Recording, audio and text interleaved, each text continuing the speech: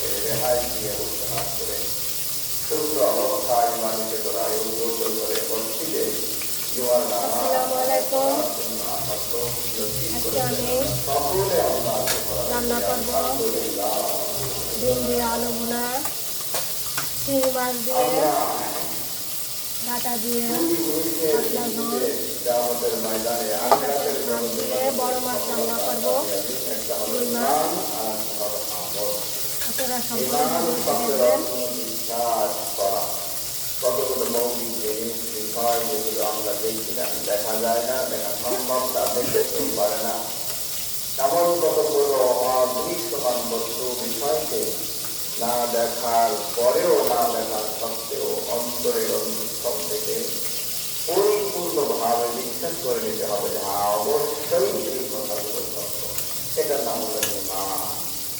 তার মধ্যে আমরা ঈমানে মুফাসসাল করে থাকি। ঈমানে মুফাসসাল آمنت بالله وملائكته وكتبه ورسله واليوم الآخر القدر خيره وشره من الله تعالى والبعث بعد الموت ঈমান মুফাসসাল। সাতটি বিষয়ের কথা এখানে বলা হয়েছে। এই সাতটি বিষয়ের উপরে ঈমান আনতে হবে, পূর্ণাঙ্গ বিশ্বাস করতে হবে।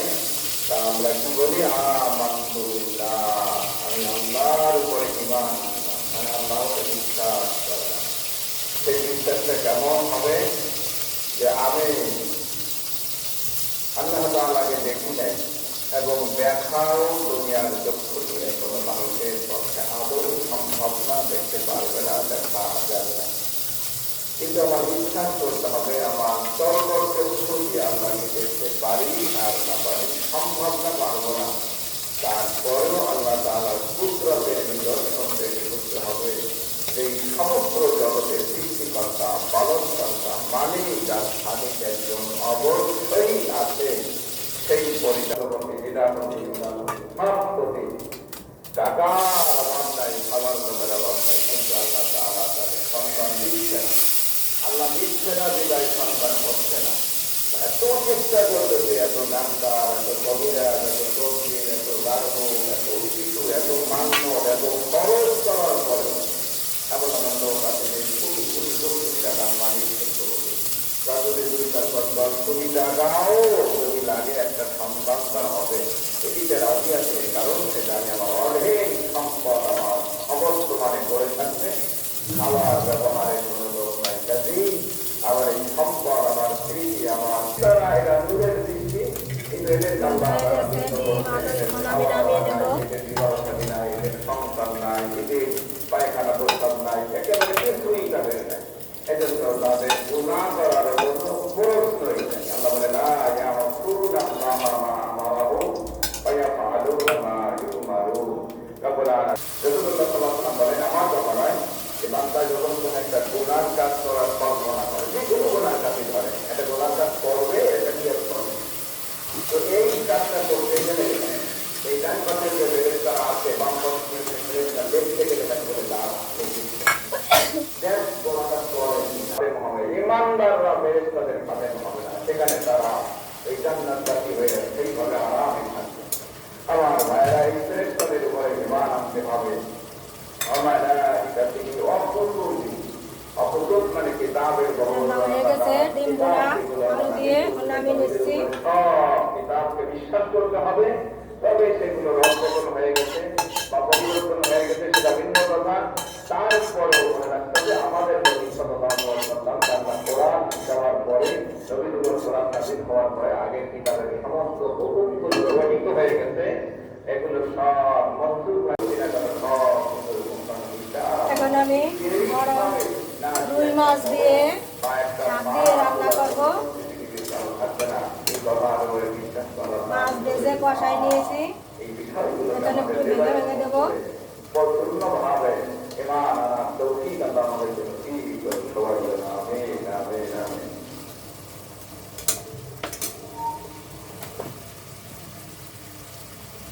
এখন দিয়ে দিচ্ছি শাক,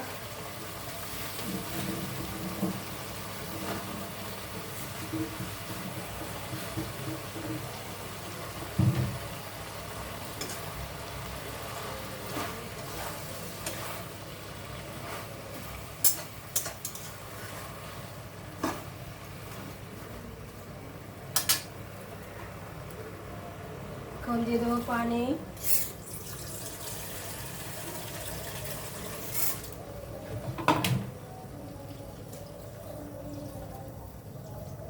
পরিমাণ মতো পানি দিয়ে দিলাম যাতে শাক সুন্দরভাবে সিদ্ধ হয়।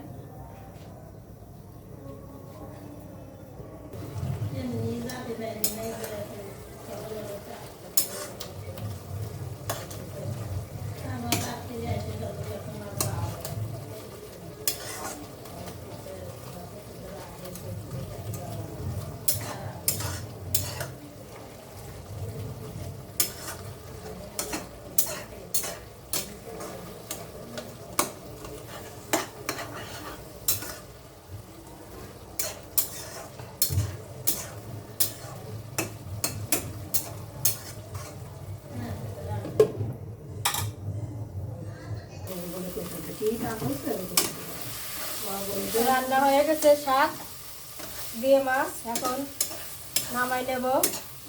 একদম শুকনো শুকনো করে ভাজি করছি। এভাবে বড় মাছ দিয়ে পিপল শাক দিয়ে রান্না করলে বেশি মজা হয়।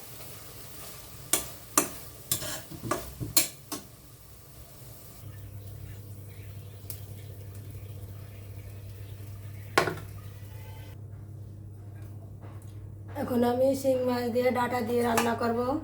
এজন্য পেঁয়াজ রসুন ভেজে নিছি। এখন দিয়ে দিচ্ছি ডাঁটা,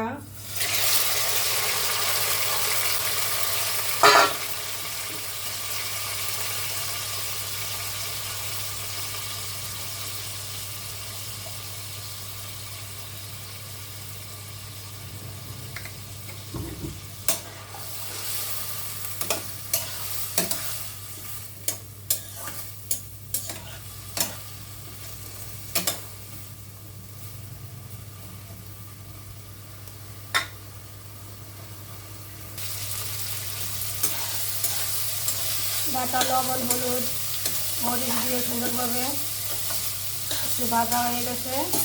এখন একটু পানি দিয়ে কষিয়ে নেব।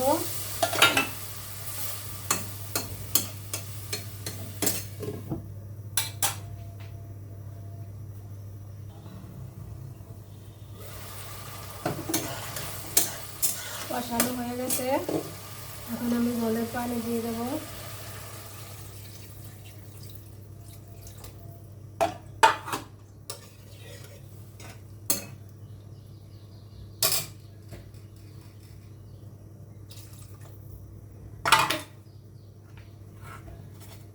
দিয়ে দেবো ভেজে রাখা মাছ।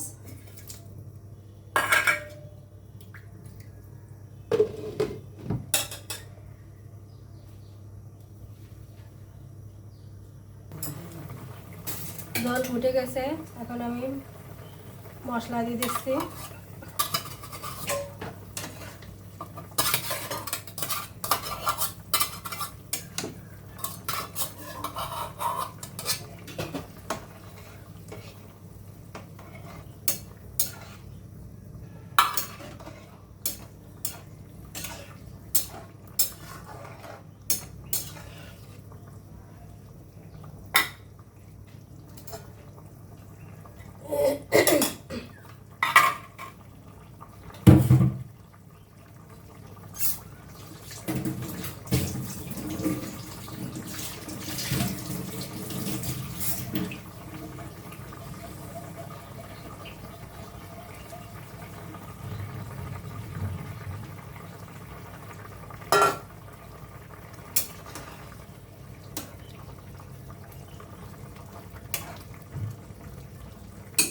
হয়ে গেছে শিঙি মাছের তরকারি, এখন নামিয়ে নেব।